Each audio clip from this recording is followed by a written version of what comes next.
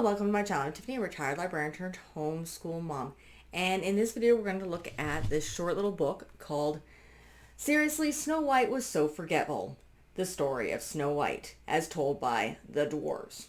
So this is one of those retold stories. The author is by Nancy Loewen, and it's illustrated by Gerald Guerlais. Probably got those wrong. But this is cute. It's a very short little book, definitely meant for the lower elementary school age. As it says, it is told by the dwarves. And what it is Snow White shows up at their place when she's young. But she basically the evil queen, typical, wants to kill her because apparently she's beautiful. She does not quite understand this because, again, she's very young. And so she found their house and says, "Can I stay with you? I can play. I like to play house. I could do it for real." She's just not good at it. She's not great at cleaning. She keeps forgetting to turn the stove on or off. Forgets bananas in a banana cream pie. But nonetheless, she's still very beautiful and she's very sweet. But then she grows up and yeah, she's still very beautiful. She's still very sweet. And yeah, she still has no sense whatsoever. But they find out that the magic mirror has ratted them out and they know and the evil witch knows where she is. Unfortunately, again, Snow White is very, very forgetful. So no matter what they say, when they say, "Don't open the door for anyone," she does so anyway. So they rescue her first from the tied up corset and then the comb, which you get is original for the tail. But then the apple comes along and yeah, they can't wake her up.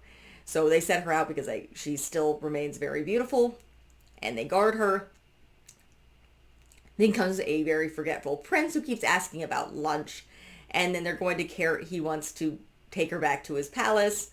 And his men are carrying him to say goodbye to the rest of the dwarves. But they drop her, the apple comes out, and they all lived happily ever after. That's the basic story. It actually is pretty close to the original tale, oddly enough. Except for the fact that Snow White gets older. And both her and the prince are forgetful, which is just kind of funny.